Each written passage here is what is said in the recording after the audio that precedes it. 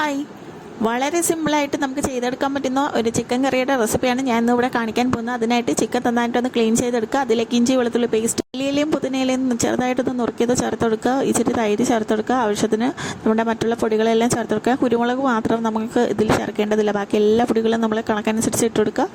അതിനുശേഷം നമുക്ക് നന്നായിട്ടൊന്ന് മിക്സ് ചെയ്യാം. അതിനുശേഷം ആവശ്യത്തിന് ഉപ്പും കൂടെ ചേർത്ത് കൊടുക്കാം. പിന്നെ അതിൽ നമുക്ക് ആവശ്യത്തിനുള്ള നെയ്യ് ഒഴിച്ചു കൊടുക്കുക. അപ്പോൾ ഒരു ചെറിയ ടീസ്പൂൺ നെയ്യും ചേർത്ത് കൊടുത്ത് വീണ്ടും മിക്സ് ചെയ്ത് ഒരു സൈഡിലേക്ക് മാറ്റി വയ്ക്കുക. ഇനി ഒരു പാനിലേക്ക് ആവശ്യത്തിന് എണ്ണ ഒഴിച്ചു കൊടുക്കുക, കൂടെ തന്നെ നെയ്യ് ഒഴിച്ചു കൊടുക്കുക. ഇത് ചൂടായി കഴിയുമ്പോൾ അതിലേക്ക് ഉരുളക്കിഴങ്ങ് ഞാൻ അതിലിട്ടൊന്ന് ചെറുതായിട്ടൊന്ന് റോസ്റ്റ് ചെയ്ത് മാറ്റി വെക്കുന്നുണ്ട്. അതിനുശേഷം അതേ സെയിം എണ്ണയിലോട്ടാണ് നമ്മൾ നേരത്തെ ചിക്കൻ മസാല ചെയ്ത് വെച്ചത് മിക്സ് ഇതിലേക്ക് ഇട്ടുകൊടുത്ത് ഒന്ന് നന്നായിട്ടൊന്ന് തിളച്ച് വരുന്ന സമയത്ത് അതിലേക്ക് 2 തക്കാളി നന്നായിട്ട് പേസ്റ്റാക്കി എടുത്തത് കൂടെ ചേർത്ത് കൊടുത്ത് നന്നായിട്ടൊന്ന് തിളപ്പിച്ചെടുക്കുക.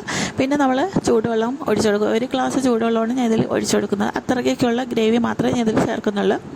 പിന്നെ നമ്മൾ നേരത്തെ റോസ്റ്റ് ചെയ്ത് വെച്ചിരിക്കുന്ന നമ്മുടെ പൊട്ടറ്റോയും കൂടെ ഇതിലിട്ട് നന്നായിട്ടൊന്ന് തിളപ്പിച്ചെടുത്ത് കഴിഞ്ഞാൽ നമ്മുടെ ചിക്കൻ കറി റെഡി.